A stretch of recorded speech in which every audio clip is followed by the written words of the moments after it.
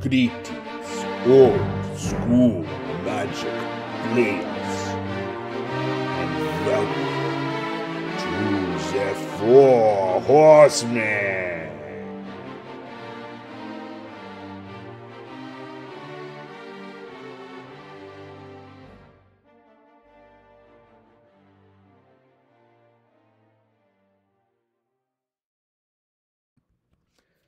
Greetings, old school magic players. Welcome to the Four Horsemen Old School Magic Tournament number 8 Semifinals. I am joined here tonight with my good friend John Eckelberry and also my good friend Peter Soltesz. We're going to be your hosts tonight, walking you through one of the last semifinals matches of this really cool Pauper Singleton Tournament 8. How you doing, John? Great. So John and I were just in the match, and we're going to do the breakdown for you. But before we do, I wanted to make a quick mention of our Four Horsemen Old School Magic Tournament number 9. Tournament 9 starts October 13th and runs through November 19th. We started last July, and we do tournaments every 5 to 6 weeks. So we're coming up on our 9th event for the fall. John Eckelberry and Peter Soltesz were also instrumental in helping to update the Banner Restricted. Both of these players have been with us since the very beginning of the Four Horsemen, played in every tournament, and have won a lot and second placed a lot. Right now, Peter's got 3 wins.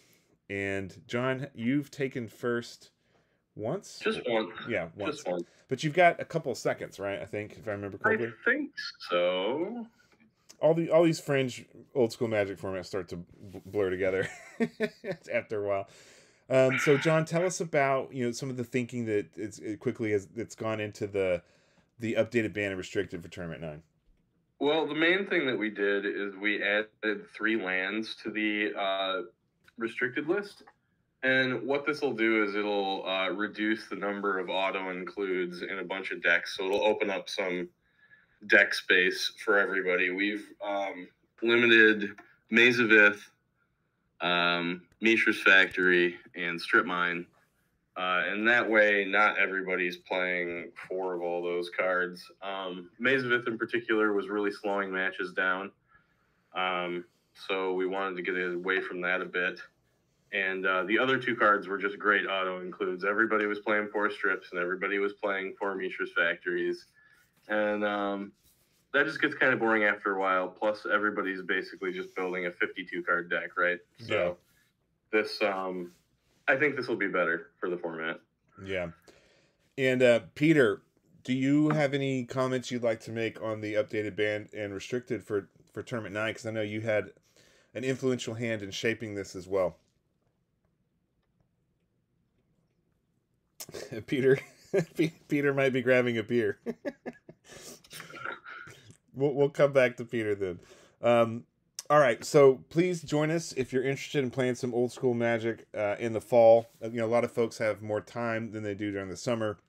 We're going to run this tournament over a 5-week period, and there's plenty of times to get your games in on weekends and nights. The sets and lands include Arabian Nights, Antiquities, Legends, and the Dark. These are the first 4 Horsemen expansion sets, as they're commonly known. We also allow all basic lands and all the dual lands, but no other cards from the Alpha, Beta, Unlimited Revived sets are allowed. This makes for really interesting gameplay and deck building dynamics. You don't get powered 9 to death, and the usual suspects are that you see in Alpha, Beta, Unlimited are not in the card pool. So it really expands your deck building perspective into all these other cards that you don't often see in kind of the high-end bleeding edge of old school Magic. You get to see things played that don't get to be played as much. It's really cool. Restricted, John's been through that. Ivory Tower, Mishra's Factory, Workshop, Maze of Ith, Abyss, and Strip Mine. And then the ban cards are all the anti-cards, the set killers, which are the Golgothian Silex and City and Bottle, and Arena Ancients. And then Moat and Library are banned. It's because they are so format warping, and they're kind of the ultimate luck factor in winning. And so this is the new structure, and we're really curious to see what our players and the community builds. Quickly, we want to tell you about the Four Horsemen weekly meetups. Thursday nights, 9 p.m. Eastern Time, 8 p.m. Central. We meet up, and this is actually hosted by my co-hosts tonight, Peter and John. And we meet up on Whereby, Breakout, and do test games, casual matches, etc. So if you're looking for a regular old school magic event on Thursday nights, Four Horsemen, hit us up. All right, so John, let's get into this, one of the final semifinals matches for Pauper Singleton tournament number 8. This ran, Yes. this ran over because we're already past September 27th. But the card pool, you put together the list. Quick comments on the card pool. Well, we had to decide whether we were going to just use original rarity in the old school printing, or if we were going to extend that to later printings the way that classic Pauper does. And we decided to extend it just to have a slightly bigger card pool, which was probably the right way to go. I don't know. It's interesting. There's a fair amount of legends that got shifted down to commons, so you're able to play those. Mm-hmm. There's a couple really powerful artifacts. Jalem Tome's probably the best of all the artifacts. And there's a lot of really powerful flyers and aggro cards and red cards. Red's very strong in this format. Mm-hmm. Most of the you're going to see it in, I think all of the top 4 decks have red. Yeah. So yeah. And blue and green also have tons of powerful stuff. White and black are probably some of the weaker colors, but there are actually some very choice white and black cards like Dust to Dust. The Devenant Archers, Army of Allah, and Divine Offering. Those are all great white cards, but the card pool for white and black was much smaller. Although in the match we're going to cover tonight, Mike Clements integrated black into his deck. So let's get into the semifinals brackets. This is where the brackets stand today. Luke beat Jeff 2-0, and Mike Mike is playing Peter tonight. Mike beat Mark Griffiths in the quarterfinals and proceeded on to the semifinals due to an issue that we outlined in one of our prior videos. And so Mike's playing Peter tonight. And then the winner of the semifinals match will play Luke. So to get into the match, let's take a look at the decks. Peter is playing a blue, red, green aggro deck on the left here.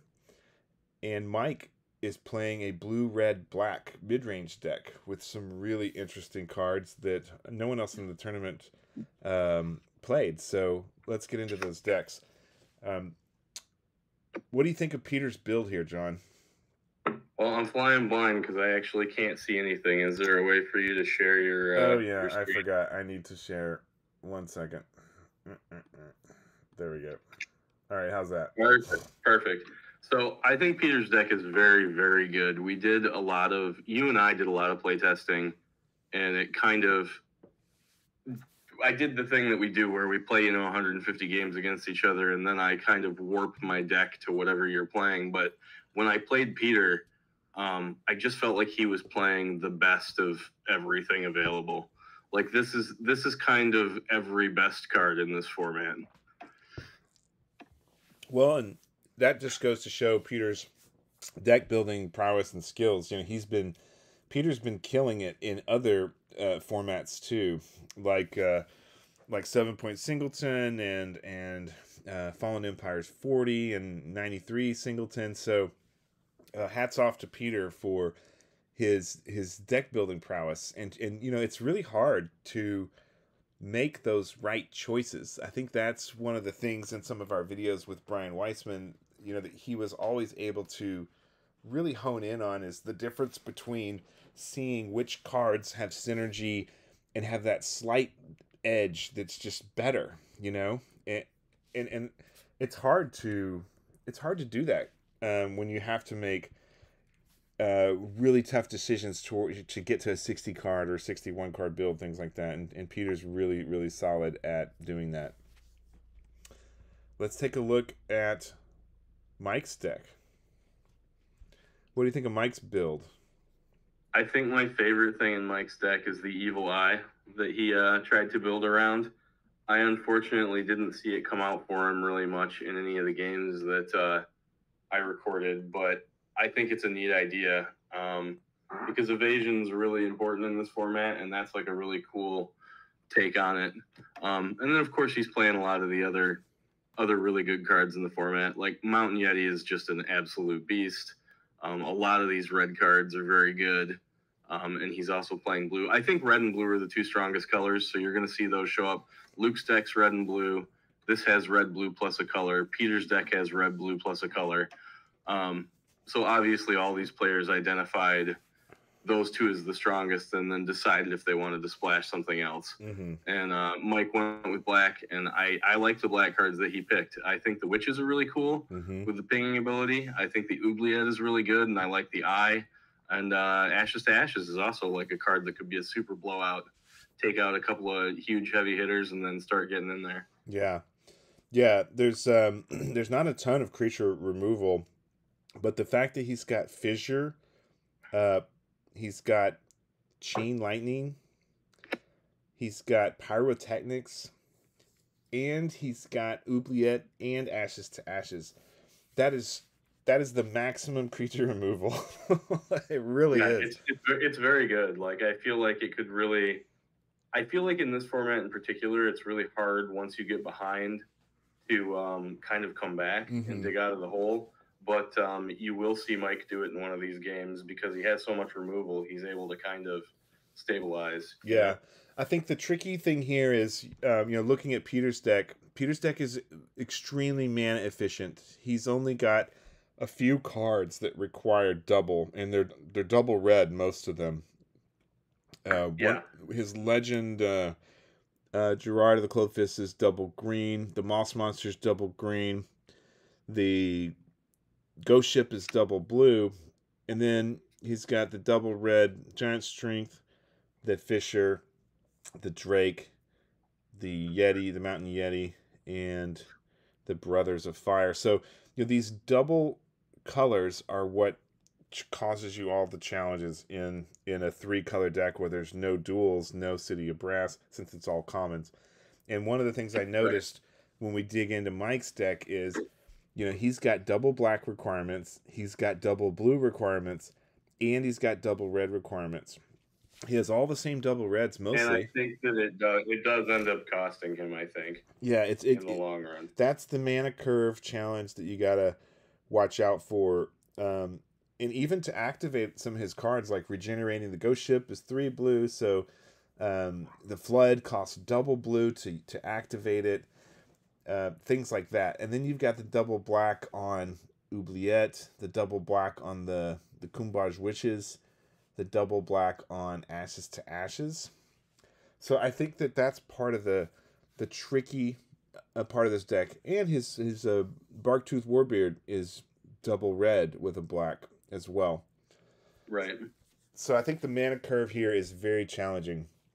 So that's the only I guess commentary critique that I would have here looking at the deck build. Otherwise, I really think it's great, and I think with a little tweaking and tuning, and Mike mentioned this with a round 2 of this, which we're gonna do another a Pauper event in probably December. So Mike will get another shot at this, as well as Peter and everybody else. All right, I think we're ready to get into the match for our last semifinals Pauper Singleton Tournament 8. Let me jump over to my player, and we'll get the video. Can I jump on one thing about the deck text it's not a huge thing that I think you guys kind of alluded to it, and it's an important point, but Mike had to mulligan that second blush. I don't know if we want to, but in one of the games, Mike had to take a mulligan, and it was unfortunate for him, especially because he was on the play, so he wasn't going to get an extra card to draw. And it is that if you're going to have double mana requirements, I found in this format, in fact everywhere, I used to have to mulligan so much more. But if you plan if your double mana requirements are later game, it's not so impactful on what you need to make these. Well, right, yours are all on 5 and 6 cost cards, so who cares? You can wait for that. I might be there already or have something else in hand by the time it comes around. You know, like it's right. It's not crazy. They're good cards, so I'll play him. But he's kind of he's stuck for like if you want to play as Oubliette, he could be quite stuck on that. If you want to play a number of other cards, he could be. Blue, in fact, was an issue for him. It's like I think just you have to plan him. You can play double. Like people and Phil, who doesn't play as often as he used to, he was so hard ass with me about like he's like you can't play 3 colors and have double. I'm like. It depends where you put them in your mana curve. To me, and I don't understand mana curve, but I just know what it feels like to not, if it comes early, it just has to be easy to cast, or else you'll mulligan a game you don't really want to mulligan, and then it's a new disadvantage, and you're drawing more cards that have that same problematic relationship to your mana. Right. Yeah, that's a really good point, Peter. Okay, so we're going to jump into the match now. Can you guys see the match laid out there, Peter and John? I can see it, yeah. Okay, cool. All right, so we're going to kick this off here. Peter's on the left, Mike's on the right. And let me transition over and make sure. There we go. Whereby's been such a great tool for playing games, webcam games. I've really gotten to like Whereby quite a bit. It's really easy to record on Whereby too, which is nice. All right, so they're shuffling up here. Looks like who won the roll? Did you see, John? I don't recall, but we'll find out in just a second. I won the roll. It was I called evens, and it was a 4, I think, or a 6. I can't recall. Okay. So what are you thinking here in your opening hand, Peter? Do you remember? I thought it was a keeper. I seem to remember you come out pretty strong game 1. So here's Curd Ape. Here's the turn 1 Curd Ape. Turn 1 Curd Ape. I had the forest and I had an island. So I had a mountain, a forest, I think, and an island in my opening. Or maybe it was 2 mountains in the forest, I'm trying to recall. But I also had the clay statue. Well, you'll see. I don't want to give too many spoilers. I had some other useful cards I knew I could play out over the subsequent turn. Well, first turn, Curd Ape is super strong if you've got the forest coming down. There it is. Boom. Oh, that's just tough. It's just one of the best turns in the game other than maybe a Dark Elf or a Scavenger Folk. Yep. Our guest gave applause there. Did you see that? Yeah. I think that's Luke. It was Luke, yeah. Okay. Well, Mike's got the desert. That can help him. The Curd Ape laughs at the desert. Though. Yeah, the Curd Ape laughs at the desert. It could help him later game if he can get some blockers down and do some combo math. Yeah, Curd Ape is just so strong. I mean, the desert can't touch him. And if you can get out your Pradesh Gypsies or your Bone Flute or your Staff of Zegon or something, you can manage to whittle him down. But by the time you get those things out, he's already hit you 3-4 times. So I had the island in hand, but I top decked another mountain, and then I played a Giant Strength on my Curd Ape. Yeah. Giant Strength, so good. I usually keep that for, like I said, I reserve that for creatures that have evasion or later game as, like, once I'm sure most of the removal is gone. I hate getting 2 for 1. But it just seemed like it was the right time to just go for it and see how many damage I could get in. Yeah, that was really smart, focused aggression. You seized the opportunity there. And Giant Strength is such a solid card in this Pauper Singleton. It just makes any little weenie big and tough, or any flyer, bigger, and you're going to get through for that damage. And if they don't have a Fissure, then, or a Boomerang or something. Yeah. There's a lot of backbreaking land walking guys too, so like you can stick it on one of them, and it's kind of game over. That's what that's my thought process. That's what I want to always save that for. But I just like right now he's getting hit with like Curd Sarah, like on turn 3. And look at this, Peter. You're hitting all 3 of your colors here on turn 4 as well. That was the island I started with. Yeah. And the Bird Maiden, it's a 1/2. It's good against desert if they have it. I would have jump blocked it here, but he didn't. Yeah. Yeah. Because he was, he was maybe had, I don't know what his hand was. Maybe he had a trick. He was thinking to play another creature with the bird maiden to hold back, but it'd be a bit of a stretch. Yeah, it would have saved him 4 damage, which is, you know, a lot. It's like a quarter of your life. He does it later. He does do it later, so ultimately it nets him the same amount of damage saved. I understand why he didn't, and I think he also probably played it right, to be honest. I wouldn't block there either. Early game. He was already at 10 at this moment. Yeah, he's at 10. He's at 10. It's not like that. It may be early, but his life is pretty done. I found that this is a very difficult format to dig out of the hole in when you're behind the other player, but he does a pretty good job this game. So Clay Statue, Mike, plays on his 4th turn. That could be some salvation for him, but he's going to have to take some more hits.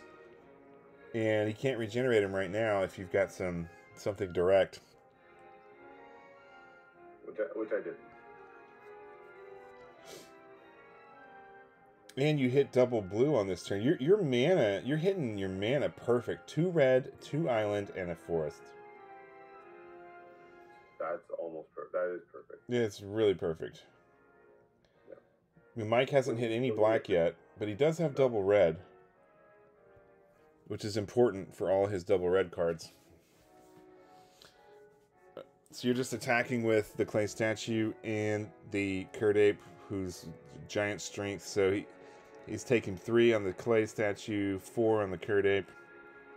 So I guess he's blocking the Curd Ape with the Bird Maiden chump block. Taking the 3. Yeah. So at this point, such a bad spot to be in. Oh no! Then Peter drops the 4/4 Dirk Boars. Those guys are so solid in this format. Well, if I remember correctly, he plays a Mountain Yeti this turn. Yeah. And then next turn, so this is the question. I'm glad you're here because we'll try to get your thought process about it. Next turn, you don't attack when he's tapped out, and like I just don't see any reason not to press. But maybe you had something in your hand you wanted to. I did have something in my hand. I can't remember what it was, but it was. I will play it later. You'll see.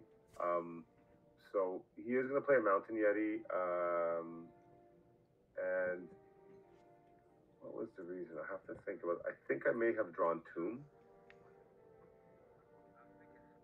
But again, that doesn't really explain the reason not to attack with the tome. A little paperback hit.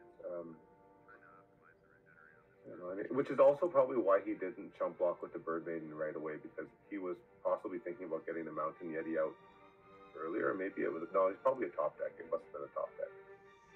Or is it 5 to cast, or is it 4? It's 4. I think he's able to leave his desert up. Yeah, it's 4. But I think that means that he just picked up that Mountain Yeti. I don't think he had it. Oh no, he doesn't leave the desert up. He leaves the blue man up, which is interesting.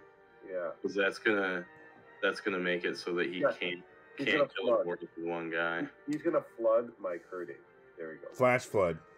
Flash flood it. That's exactly wow! So there's the 2-for-1. So now. When did I skip my attack? On this, well, let's not give too many spoilers away. Let's call it. It's this turn. It's this turn.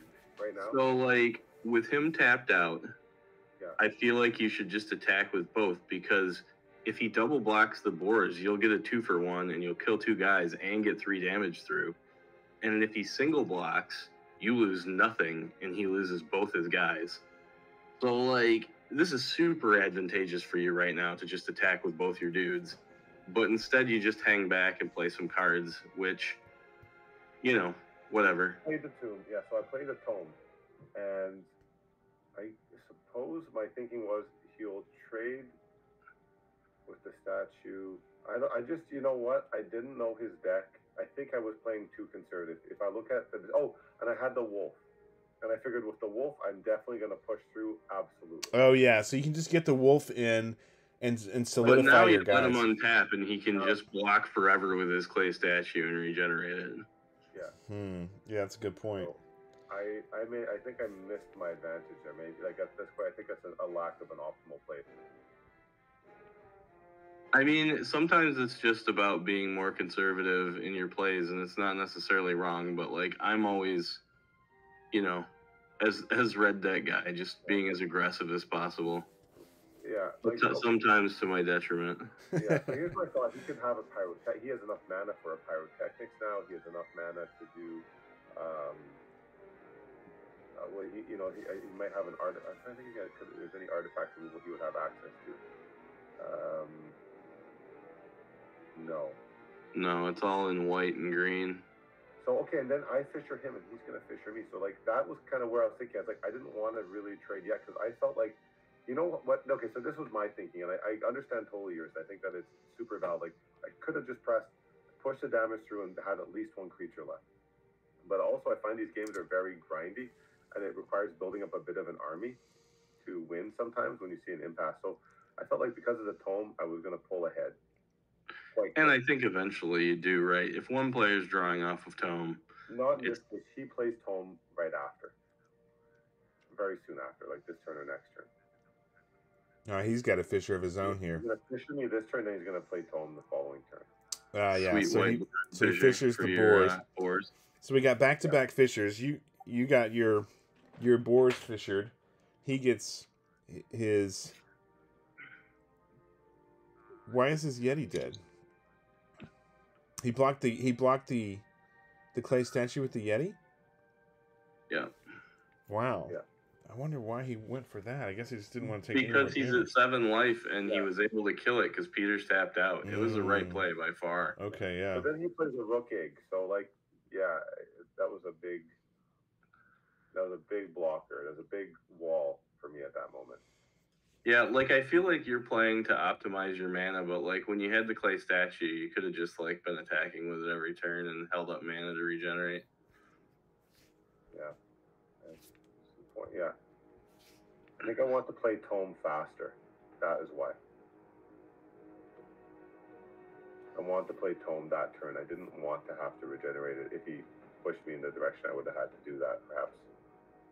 Maybe I think that if I had to explain it, that's probably what was going through my mind. I think you're just playing the longer game because you know that these games can get grindy. Yeah. There he goes, plays the tome. So I'd already committed to playing the longer game to win. I'm like, I have a lot more life. I think I have so many creatures with evasion and flying. I think I can get this to like the 6 or 7 damage I need in.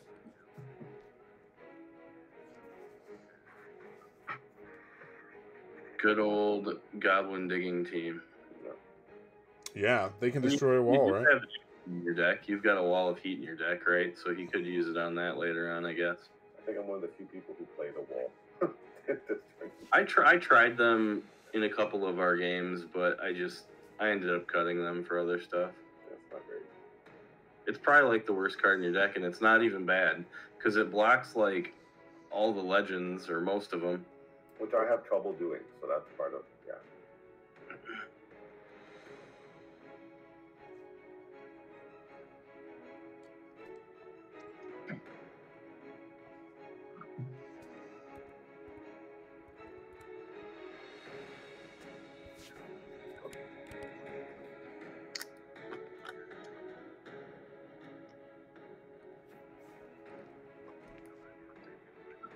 So Mike has a chance to turn this game around here with the Rook Egg, giving him ground defense, and he gets his own Jaloom Tome to start drawing as well. Okay, so I don't want to make a spoiler, but it's either this. Yeah, no spoilers. No spoilers. You want to know what's in my hand, though? No, call it as it's played for the viewers. I never play it. I'm going to tell you, there's a card in my hand. I never play it, but I'm holding Boomerang. Oh, interesting. Oh yeah, you never played at all in the game. I had held it for a long time. It was in case he got his 4/4 flyer, you could take it out. Yeah, that was smart. So URG Raiders comes down. 2/3 for 2 is pretty decent. But they've got to attack, so I guess, Peter, now you're going to be forced to play something. I do. It's a card I've been holding for a long time. But it wasn't as impactful as all those other better hitting creatures. Now here you like peeled up the card, you almost drew, you're about to draw on the tome, and then you like back it out. And then instead you go for the Yoshin Soldier. 1/4 blocker artifact creature with vigilance. He's really good in this format as far as, you know, early ground blockers go. Absolutely. It's easy to cast. Yeah. He's also got sweet art. Yeah. The giant robotic ant. You know, like, a lot of these cards mean things like JM Day Tome and Wailuli Wolf. I wonder if Yoshin means anything. It probably does. It's probably like an anagram of somebody's name, like a lot of the other cards are. Mm-hmm.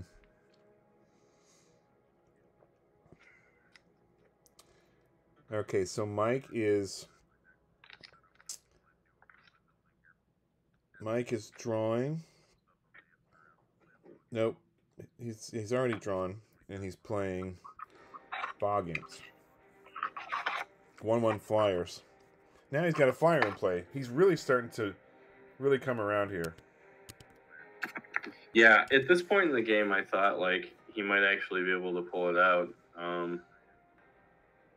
You know, he's playing stuff. He's starting to kind of get a little bit ahead. He's got his own book, but you are still 13 life points ahead of him, so you're not in an awful spot to have a couple turns to draw back into something. And he really doesn't have anything threatening on the board. Like, even though he's got stuff out, like, the best he can do is, like, 1 damage a turn in the air. Right. I ended up cutting all the 1/1s out of my deck after we played a lot of games because there's a lot of ways in this format to kill him. There's Desert, there's the Avenant Archer, there's the Grape Shot Catapult. You know, but I don't know. Peter makes really good use of the little guys in his deck. I feel like they seem to get in for enough damage before they get killed that they're worth it. Yeah, you know, Peter, you were taking a big risk, I think, with playing all these weenies, because what I found early on was if your opponent gets a Staff of Zegon and a Bone Flute out against you, it can be devastating. Like the Bone Flute in particular, if you can't destroy it, you know, all your attacks are reduced by 1 across the board. And then if they get a Desert out and an Oasis, and then you get like an Archer or a Gypsies, or, you know, it all starts to add up. There's Amulet of Krug and Fountain of Youth and like all these ways to negate like 1 or 2 points of damage a turn. The Desert alone can take out the 1/1. So, you know, all your 1/1 flyers. It was a. I think it was. It's weird. It's a format where Birdmane's actually kind of good because it has that 2 toughness. That's right. That's the flyer of 2 toughness. I actually should replace one of the 1/1s with Birdmane. I don't have any doubt. It's a huge risk. It is a serious risk, and I've definitely had bad matches where that happened. Oh, you did. I think we did have some bad matches. I fought through a few of them. It still managed to come out. Other ones it just lost because that was very shutty downy.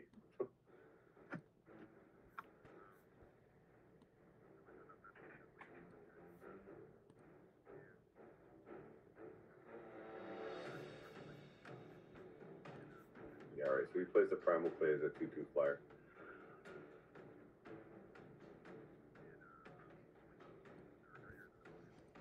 Yeah, the Primal Clay is solid. You know, I mean, it's a crazy expensive card. It's a you know, a 4 casting cost, but the flexibility of getting the 1/6 wall, a 3/3 regular artifact creature, or a 2/2 flying artifact creature is really good. Yeah, I agree. I think almost everybody's playing it. Yeah. It's pretty flexible and pretty decent. That's another card that I played as a kid. I remember it was always in my deck, and you know, it's another reminiscent, you know, sidewalk magic kind of card that I think a lot of us kids played back in the day.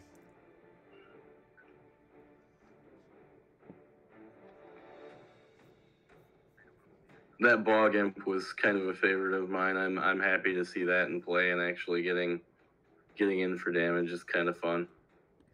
I really like the dark. I really like the dark a lot. I started during 4th edition, and there were still kind of like some cards from the Dark and Fallen Empires and Revised floating around at local shops to buy.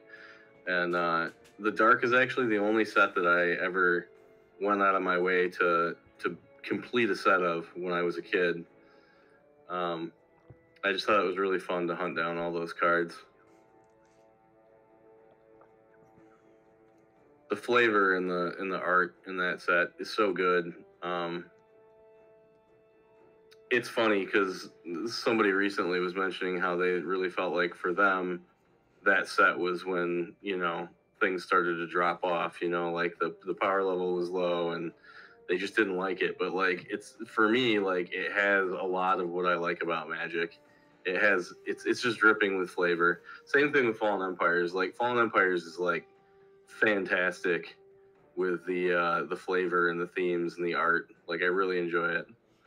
Yeah, I remember reading an article about Richard Garfield talking about the sets, and you know, they realized kind of too little too late the overpoweredness of the Power 9 and some of the brokenness, and the clamping down of the power wasn't just about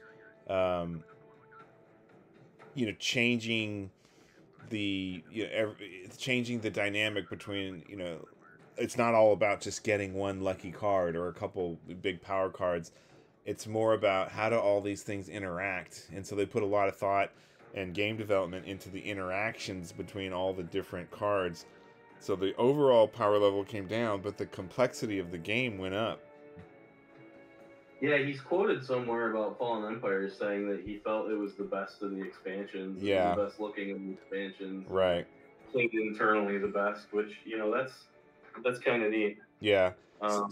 For a set that was maligned as it was at the time. So meanwhile here, Peter is pulling further and further ahead. He's dropped a Scavenger Folk. He's dropped a Desert Nomad. So now he can desert walk Mike Clements. And Mike comes back with a Flood to support his ground defense.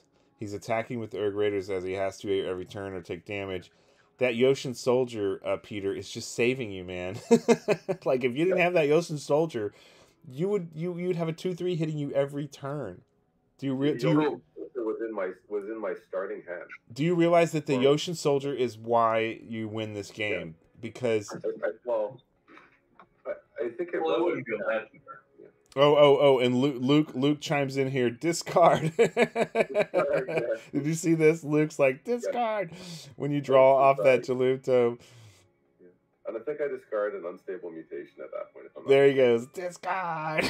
Yes, because, you know, we've had problems with people not discarding off their Jalutos. That's not cool. I was mortified. I was like, did I forget? Like, is that the first time someone just noticed it? Like, I was like, did I well, you've discarded each other time. You just forgot this time. Yeah, at least I did. Yeah, but I'm glad he called it out. But back to what I was saying. I mean, Mike has really, considering what a beating he took from that 4/5 Kurdate for 3 turns, he's really recovered well here. But your Yoshin Soldier is what's swinging this game because he cannot get through. Like, unless he comes up with a trick. I was just waiting for him to come up with some card because he's been having, it's been a lot of answers back and forth. Yeah. Which I like that. That's fun Magic. Yeah. Well, and he's got the Flood, which I think is one of the most powerful cards in this format, but the problem is he only has 1 blue mana. 1 island, and this so, is... like, he does get a Fellwar Stone in a second here, I think. There it is. Yep, yeah. There it is. I really don't notice it as he plays it, to be honest, because it just didn't occur to me in that moment. But this is part of the problem with running 3 colors and trying to run all these double mana casting costs and double activation costs. Like, Flood is powerful if you're a monocolor or a 2-color, but in 3-color it's really hard to use it. All right, so Peter, you're drawing off your Jaloom Tome pretty much every turn now. So you're just doing 2 cards every turn, discarding lands you don't need since you have everything. And now you've got your Desert Walker hitting every turn, but Mike is able to flood your Desert Walking Nomads now. I'm already holding the active Volcano. And I just thought I didn't need to play it. That's how conservative I played. I'm like, I don't need to play it. He doesn't have the second blue in my head. And I actually could have destroyed it on that turn before. Well, you know what else you don't play that you could play is you draw and discard Goblins of the Flarg. Oh, yeah. Which, like, I was really surprised you discarded it because... it's a win con. If he kills your other guy, then you have a backup. But I was holding Boomerang. Yeah. And I prefer Boomerang because I could bounce anything he's trying to destroy back to my hand. There's the active volcano. Bye bye flood. Like, well, I'm holding Boomerang and active volcano amongst the two cards. I think those are the only two cards in my hand. And I wasn't going to discard the active volcano because it was going to get rid of flood. And I wasn't going to discard the Boomerang because if he tried to destroy the desert walkers, I could put them back in my hand. And they're better than Goblins of the Flark. So that was my reason. That's the reason I discarded Goblins of the Flark. Man, Mike takes the beating from the desert nomads and is down to 1 here, and now the dragonfly in the air seals the deal. You know, I've been rooting for Mike. I really enjoy playing with Mike, and I think that he's got some real cool, different ideas. I think you know, he's really kind of stretched himself with this 3-colored deck with all these double casting costs and all these colors, but I really love the idea behind the deck. I think with some tweaking it could be really quite a bit more powerful. His deck seems like a lot of fun. Yeah. And I like playing with him as well. Well, in some of our prior matches, he was, you know, this is the old school spirit that I really love about Mike. He said, "Hey, I cast my Evil Eye of Ormsmagor and attacked with him. I'm a happy man." And not only that, but he played an immolation on it, so it was a 5 or unblockable, and he was beaten with it. And he's like, "That's it. If I only do it once this tournament, I did it." Yeah. So, you know, that type of comment tells you a lot about Mike as a Magic player, as a person. Absolutely. And I just love that. I love this. I love the sentiment and the reminiscent feeling. I love everything about that comment. I just think it's great, and I'm so glad Mike's part of our community. Yeah, for sure.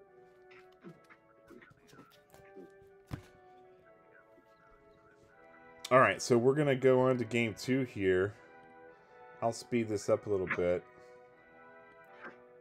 I really like that Mike and Luke are both playing with us now, and that we can all kind of mutually support each other's formats between Four Horsemen, Fallen Empires 40, and 93 Singleton. It's been really pleasant to play with those guys and play all those formats. Yeah, I agree. It is pretty cool. And there's a lot of synergy, too, because a lot of the people that are playing in these formats, they're playing in these formats not because they're trying to, you know, win and have the prestige and all that, or get some big killer prize. They're playing for the fun of playing these old cards that are off the beaten path.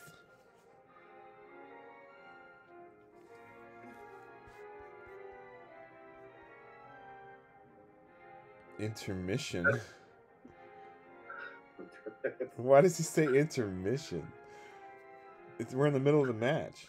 We're just starting game 2. Why is he saying intermission? I guess he's stepping away. Well, we are between 2 games, so I guess technically he's not wrong.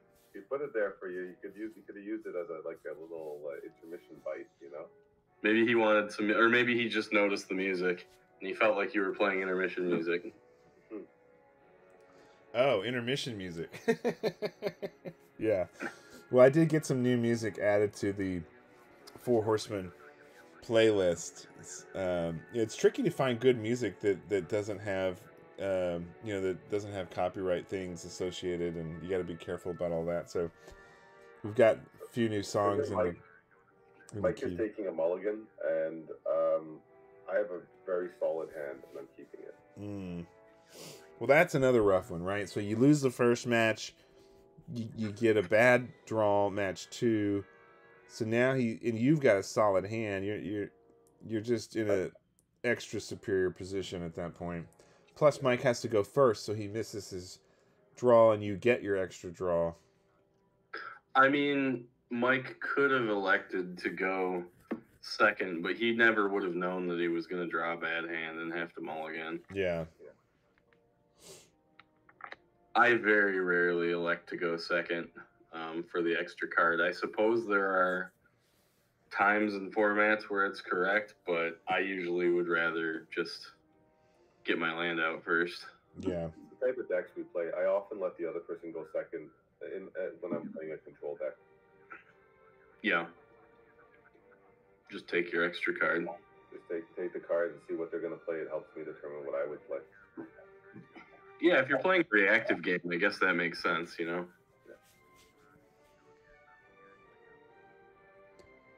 Okay, so Mike starts off with a mountain on his blood moon.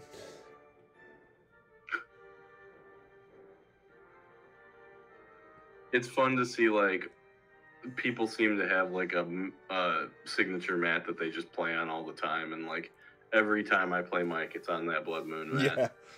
Well, it's some kind of legacy championship mat. It may be a mat that he won by winning a championship. Yeah. Yeah, I bet he did. That's what Michael Scheffenacker has. He's got a mat from a championship he won like 10 years ago.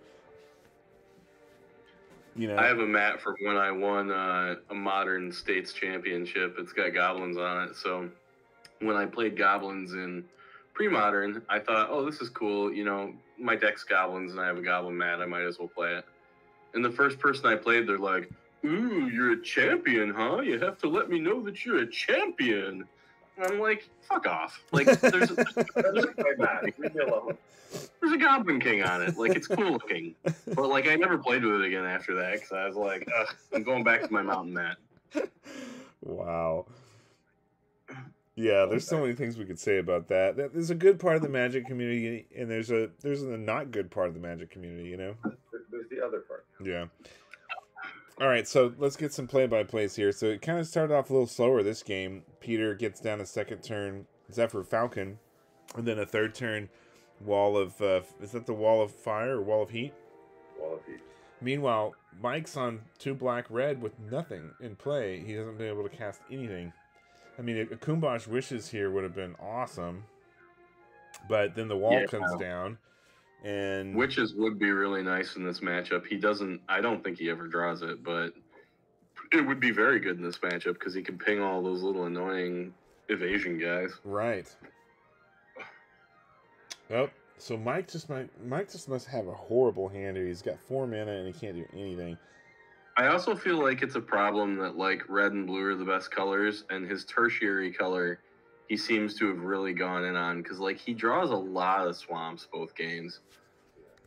Well, if we look at his deck picture, let me go back and take a look at it. He's running 7 mountains, 8 islands, and 8 swamp. So yeah, I mean, he's really doubled down on the swamp and islands, and he's one mountain left, but he's 16. Well, what is that? 16. He's 24 lands, so is that 23? I think 7, 7, and 8. No, it's 24. 7, 7, 8, 22. I think it's 8, 8, and 7 though. Isn't that? It's sorry, 8 swamps, 8 islands, and 7 mountains. So that's 23. So plus 20, he has a Felder, so in his deck lands. it's 24. Plus the desert. That's pretty. Plus the desert, right. 25. Plus the desert. So he's running we're running the same number of lands, both of us. Yeah, he's just not getting. I mean, he's got 5. If you got 5 mana and you can't play anything, that's a bad draw. He's still waiting for blue right now. Clay Statue is really weird in this format. Like, some games, it's like an absolute beast. Yeah. In other games, like, it just sits there and can't do anything at all. These are the 2 most useful clay statues I've ever played. And he also played a pretty good one too. Oh, the Azure Drake's so good. Yeah. Now Azure Drake comes in. He's about to get some card advantage on me right now. Well, the game could be over right here if he can't deal with the Drake. I almost didn't play out the Azure Drake. That's how conservative I played. I almost held that Azure Drake. I'll tell you. It was like, I was like, oh, I'm going to do this. I'm like, no, I was just going to leave 4 mana untapped and not play the Drake. But I was like, well, playing the Drake leaves you open to losing the Clay Statue. So I don't know. I could see an argument for not playing it right now. Exactly. That's not what happened. I lose. He plays. You could just wait for 1 more mana and then you'd be able to get it. But he can't hit Statue with Ashes to Ashes anyway. That's why he hits the other thing. Yeah, exactly. Because if he could, he would have hit the Drake and the Statue. But yeah, the errata is exile 2 non-artifact creatures and take 5 damage. Yeah, so he can take out the who else did he hit? The Drake and who? The Zephyr Falcon. And the Falcon. So he got both his flyers, which I mean is pretty good. But now he's gonna just take the clay statue on the chin every turn. It feels like he's so far behind both games. Yeah. And I guarantee you, it's from mana problems. You know, he doesn't have blue here at all. He's probably got a bunch of blue cards. He can't play any of them. It's got to be mana. It's got to be mana issues. And that's the risk of these three color decks. There, he's got his blue. Finally, in game one, I really thought maybe he was gonna dig out of the hole, but yeah, I thought so too. This is a little more swift. I forget what he plays here. Is it Oubliette? Mm-hmm. I think so. Yeah. Yeah. Now that's a great clay statue. That's a great top deck that takes care of the clay statue. Now, Peter, what are you doing there? Oh, putting an just looking for a card to put on top, like from. you know, you can just turn it. You can just turn your card over. I suppose. That's true. Your card also has a black back on it. That's good to remember what's there. I don't know. It's just a habit. Yeah, no, I don't hate it. The only bad thing about this method is you don't want to accidentally shuffle that card into your deck. Right. It's a time twister. It probably wasn't going to get accidentally put into the deck. Yeah, good call. Just use an ABU card that is illegal in your deck, and you're good to go. Yeah, Peter. But at least you'll know it wasn't meant to be there. Like it's not like another Four Horsemen card or something. So Mike drops the Sage of Latinum here. Great card, but has no artifacts to activate him. Now he's got double blue. I think it's really funny, Peter, that you could have grabbed any random common and you're like, no, that's a time twister. It was on my desk. It was like I was going through some stuff. Okay, guys, you're missing out here. Mike got his second blue, so he's got 3 black, 2 red, and 2 blue, and he drops Barktooth Warbeard. This is so depressing though, because he plays this sweet legend. Yeah, but don't spoil it. Don't spoil it. The gall to play this card. Bastard. Peter, you bastard. You dropped the fucking flash flood on him. Man, I mean, you have everything every time. Like you had that in the last game too, where you just were like, oh, you're gonna pull ahead? Alright, here's the volcanic, or what was it, active volcano. In this game, you're like, here's a flash flood for you. It's just you always have it. 2 cards that are really good in this format. Like I feel like red blue are both really strong, and if you play red blue, you can play both of those cards to combat your opponents. Yes. And they're very good. Yeah, they really are. It's just but there's the legends, especially you want to be able to remove. And I don't feel as bad because Mike did it to me like a number of times, so it felt at least kind of like not a total blowout in that respect, that I was getting all these amazing removals. He flooded, and I think he flooded me or acid volcano me in both games. Didn't feel so bad.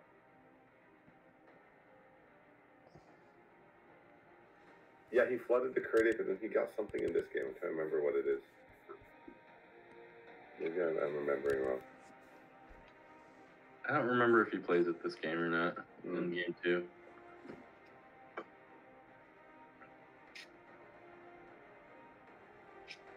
Now you got the clay statue. Along with your Jaloom Tome. You got your Jaloom Tome both games here. That's pretty good. What percentage of the time do you think that's a 2/2 flyer in this format? Probably almost every time it gets 100%. One time, Chad, you used it as a 1/6 wallet. That's true. One time I did use it in one of the practice games with Peter. I forget, he had I think he had like a Darkwood Boars or something, and so I'm like, all right, I'll play this 1/6 wall. Stay alive card. And I think I played it as a 3/3 once into an empty board just to have a faster clock, which probably was bad because then they probably just played like a Moss Monster or something. Yeah, just played a good blocker, and that was the end of that. Logged it right up. Well, Mike is yet to draw. He got a remove soul and countered one of your creatures, but he's yet to draw any artifacts that he can use with the Sage. Ooh, here comes the all-powerful Mountain Yeti for Peter. That card's so backbreaking, especially with him at 5. That's just a 2-turn clock. And he's already used Oubliette, and he's used Dust to Dust, right? Oh, but he Oh, gets look, he floods it right he away. gets the Flash Oh, he Flood. flash floods Wow, wow, what a salvation right there. Yeah, yeah. But he's hanging on by a thread, you know. He's 3/4 dead here. He's only mostly dead. Don't worry. Don't worry. Yeah, that's right. Yeah, The Walking Dead. There they go. Princess Bride reference there. What a great movie. Yeah. Yeah. Oh man, absolutely. When I met my wife, I was making a quote to that. And she said, "What is that from?" And I was like, "Wow, it's gonna be." Oof. And then you still married her? I mean, come on, Peter, your judgment. I know. You ever see that meme there? The people are getting married, and the wife goes, "Well, now we're married. You can get rid of your magic collection." And he goes, "It's starting to sound like my ex-wife." And she goes, "I didn't know you were married before." And he's like, "I wasn't." Yes, I saw that. It's just so funny.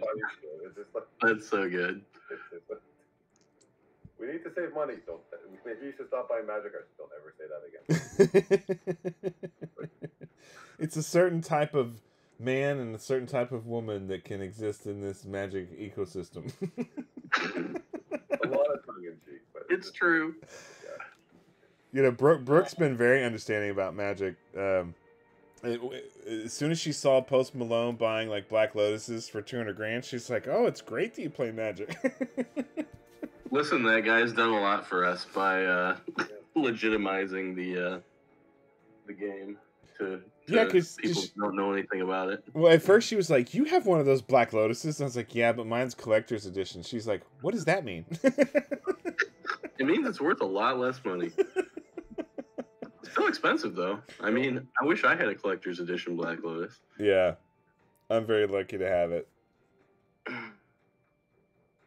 I remember the only other time in the wild that I ever saw collector's edition cards, I went into my store probably around like 2009, 2010, and he just had a whole box of them on the table, and he's like, "Look at what people are trying to do with these," and he was trying to show me how people reback them, and he was like, just like peeling them in half, and like I'm thinking, oh my god, like I could have just bought that box from him for like probably nothing, and you know, had all those cards, but nobody wanted those cards back then. They weren't really worth anything. Yeah, they weren't legal.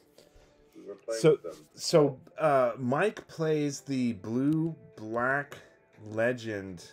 What is that card? It's the like half-naked chick on the dragon. Savitri Skarzam. Yeah, Savitri Skarzam. Sounds like the name of some kind of like, you know, raw sushi dish, like ceviche something. The sushi ceviche. Ceviche Skarzam. So what is she? She's like a 5'6" or something, or 6'4". She's a crawler. Okay, so but she's black, blue, and 4. Okay, so she's a black, blue 4 crawler. Or maybe 5 even. I don't know. And Peter, you drop the Fire Drake here. I do. That's right. So when Peter gets his big legend, he can finally can he get through the wall? Yeah, he can, because he can get through the wall. But the Dirk Boars. I never play a legend in either of these two matches. I never draw a legend in either of these two matches. So he's got the immolation for the flyer right away. He's got the answer right there. Immolation on the flyer, +2, -2. Get rid of that bad boy. Mike has been so good in both games at removal. It's really to his credit. Yeah, he's got a ton of removal in his deck. If only he had backed off on the blue, I think he would have been good.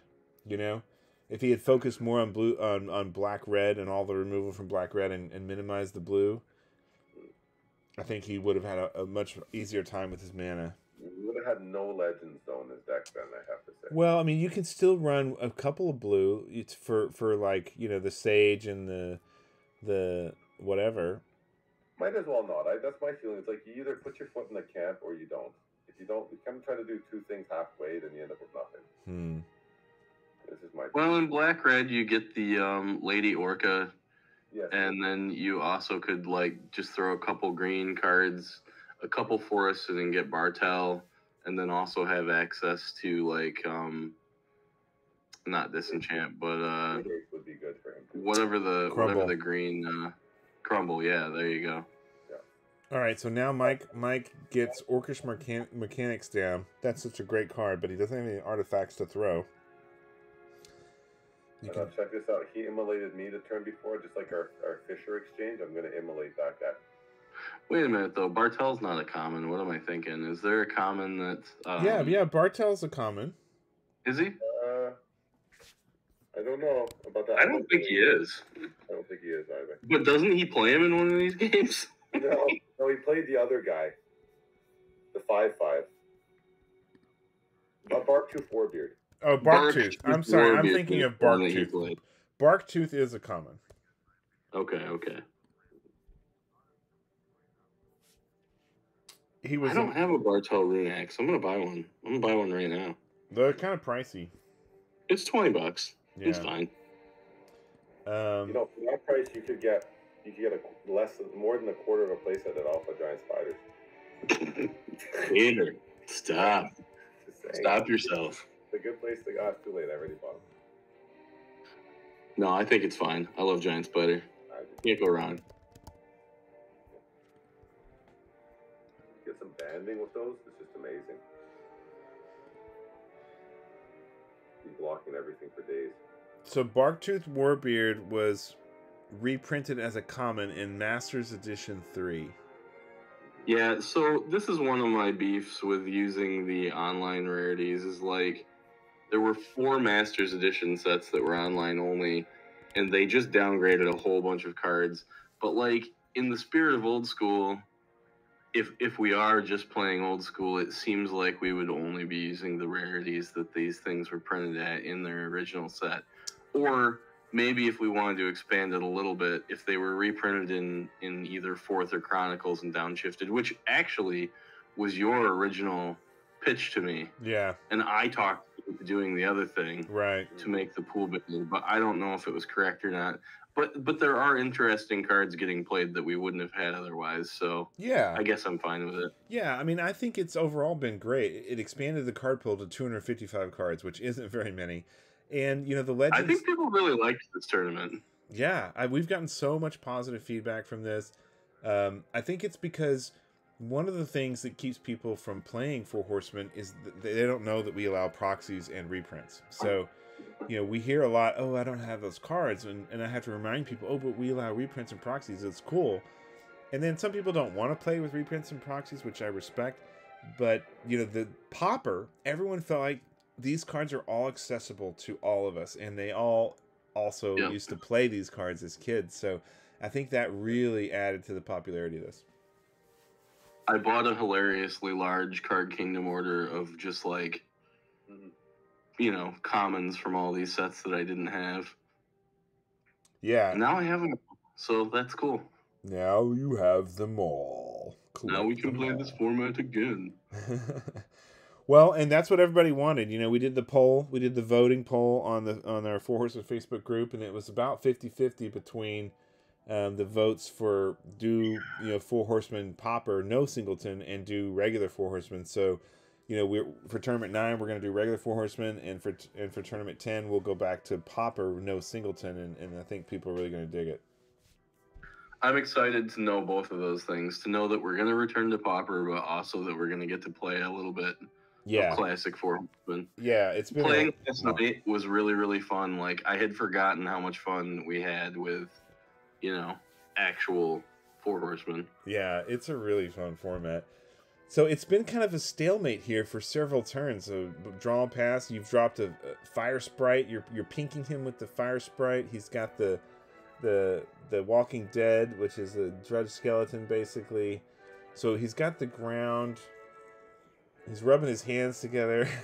He's getting an appetite. He's got the ground blocked off, but your flyers are getting through 1 per turn. He's down to 2 life. It's just like a total beating.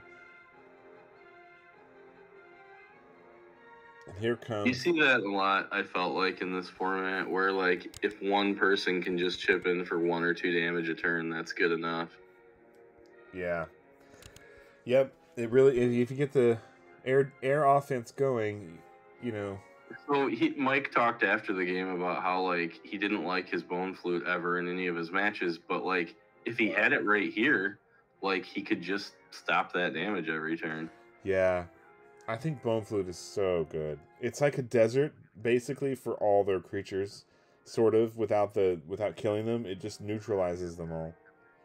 It's like 2 to activate or something, right? It's like 3 to. It's one of the rares that was downshifted all the way to common. Yeah, I mean, but it's not all that great just by itself. I mean, it is really good, but once you add in anything else, a desert, or a staff of Zegon, or an oasis, or a Pradesh Gypsies, or an amulet of Krug, any of those things complement it. And that's when you really start to get the kind of the defensive wall coming up. Yeah, it's like the force field of Four Horsemen Singleton. Pauper. Yeah, that's right. And it's I was really, obviously it's very apparent. I was rooting for Mike, hoping Mike could take this match. He's got a couple of bad draws. He had to do the mulligan on the second game, and I hate to see Mike lose, but like I said, I think that's part of the challenge with all of his cards. A lot of his cards requiring double colored mana across black, red, and blue. It's a real challenge on the mana angle. So this is tournament 9. So Peter, have you won 4 in a row? Well, he hasn't won yet. Luke, he's going to go to the finals. No, not including this one. I think he won 5, 6, 7, and 8. I won 5, 6, 7, I guess, or 6, 7, 8, because I won the Spice one. You won the Legends one, which was 5. That was 5. And then I had 2 back-to-back control decks, I think. Yeah, so you won 5, 6, and 7. Oh, and is this 8? This is 8. This is 8. Yeah, we're on 8 now, and number 9 is the one we just is the next one announced. Yeah, the one we just posted. Yeah. All right. Well, that is the Four Horsemen Old School Magic tournament number 8 semifinals. The last of the semifinals matches. There's the bone flute. There's the bone flute. Yeah. So let's take a look at the decks again as we're wrapping up. Peter, fantastic build, man, and way to go on making the hard decisions to make the right cuts and get the marginal cards out and the really good cards in. While you were away, we were asking you to comment on your deck, and I figured you had gone to grab a beer. John said you basically have almost a perfect build of all the best cards from red, green, blue. I hope so. The only I think there's certain matchups that are difficult for me. Like as we talked about, bone flute is very hard. A desert at the wrong time can take a can that I was really happy about keeping and make me wish I didn't have it at all. Mm-hmm. Because you're like, okay, that's just a bunch of weenies. But you look at a weenie hand and you have the mana to start it. You go, I'm going to get out to an early start, and then by the time it develops, hey, all those creatures are now out of my deck, so I'm not likely to draw small creatures. I'm more likely to draw bigger, more impactful stuff. So you're really happy about that hand. Mm-hmm. It can be just reduced. I'm not really worried about Pradesh Gypsies. I'm not worried about Staff of Zegon, but that bone flute. I think Fountain of Youth is also in this format, right? Mm-hmm. And I played you it is. I was playing against people and they were gaining a life, preventing all the damage, and it just dragged on. It made me almost deck myself to win the game. Yeah. Often. Yeah, there is a control. There is the deck control Four Horsemen Pauper Singleton deck out there, and it runs all those things. It no one played it, but I was tinkering with it. But yeah, and you just run your opponent out. That's exactly what happens. And then Mike's recommendation of my deck, like what you would cut or add if there's something that seems apparent to you guys. What was that? Bring up Chad. Can you bring up the deck list real quick? Yeah. Let me bring it up. There we go. Can you guys see that? It's loading. There it is. So there's Mike's deck. Do you have Peter's? Yeah. Those are all good. I probably cut the stone throwing devils. I don't know. Let's see here. You could maybe cut the wall for something else. Yeah, that's the weakest card. I think that's the worst card in your deck, and it's not even that bad. Like, it's fine, but I like all the rest of these cards. Like, I don't think I'd cut any of them. Well, the interesting thing about the wall of flame or wall of heat is there are some 5/5 legends, and that they can't get past that wall. Yeah. Exactly. So, you know. Yeah, and then Mike's deck, you know, Mike was saying, hey, he didn't like the Bog Imps, he didn't like the Stone Throwing Devils, he didn't like the Lost Soul.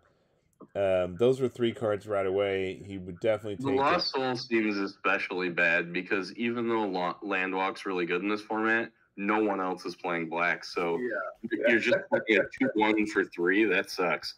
Right. Yeah. He didn't draw it quickly. He didn't hold him back in this one. Yeah. Yeah. I don't know if he drew it in any of the games that he played. I think if he did, I love his Rook token on that. The tabernacle. Yeah. The tabernacle inked Rook. Yeah, that's hilarious. If you really think about it, that's really fucking funny. Yeah, so I think he would get rid of the Lost Soul, the Bog Imp. He'd get rid of the maybe the Walking Dead and the Stone Throwing Devils and the Wall of Vapor. You know, 1, 2, 3, 4, 5. That's like 5 or 6 cards. And frankly, if I were him, I would focus on his removal theme. And it, you know, I think you really have to ask, do you want blue in this deck when you got all these double blacks and double reds? Yeah. Yeah, I think that that cutting a color would be beneficial for him for sure. I don't like Wall of Vapor. It seems like it would be good, but with its 1 toughness, a lot of times it just gets like pyrotechnics away or whatever. Yeah. I'd rather play Gaseous Form in that exact same spot. Yeah. And then you can either put it on one of your own guys and make it a forever blocker, or you can use it to neutralize something else. You have a little more flexibility. Right. Yeah. I would be interested if he's not playing Lady Orca, which is a good legend for him. Yeah, I'm surprised he didn't, since he has black and red, and he's one of the only people playing black and red. Yeah. I guess he just felt like he didn't have room for it. I don't know, or maybe he just didn't have one. It was reprinted in like anthologies or something, but not in Chronicles or Fourth. So the other card I would swap out is, instead of running Wall of Spears, I would run Grape Shot Catapult. Although I do love Grape Shot Catapult, and he should be playing it, but he made a really cool point about Wall of Spears. Is Wall of Spears has first strike, so you do have the potential to be able to first strike something with it, and then sack it to either the Orcish Mechanics to do additional damage, or sacrifice it to the Sage to draw a card, and you've still gotten to do your damage with the guy and get another benefit from it. So that's kind of interesting. Yeah, that's a good point. Yeah, it's going to die anyway. This is a very good use. First strike's kind of an interesting thing in this format anyway, but I don't know overall if it's actually that great. I mean, I just don't like walls because I can't kill my opponent with them, right? Like, I want all my cards to be able to kill people. So Peter Soltes takes it 2-0 versus Mike, and Luke beat Jeff 2-0. So Luke and Peter are going to the finals. Here's the final brackets view. In our next match, Peter will face off with Luke for the Four Horsemen Old School Magic Tournament number 8 Pauper Singleton Finals. And just a quick look at those decks. That's going to be Peter's blue, red, green aggro versus Luke's red, blue ATOG aggro. So that'll be a really interesting matchup. Thanks for joining us tonight, everyone. We appreciate you watching and supporting our YouTube channel. We've grown quite a bit over the past year, and 2 of our key supporters have been with me tonight. This has been a lot of fun. Thanks for being here, John. Thanks for being here, Peter. Say goodnight, guys, and we'll sign off. It's my pleasure. Good night. Good night, guys. Okay, cheers, everyone. Bye. See you. Get some rest.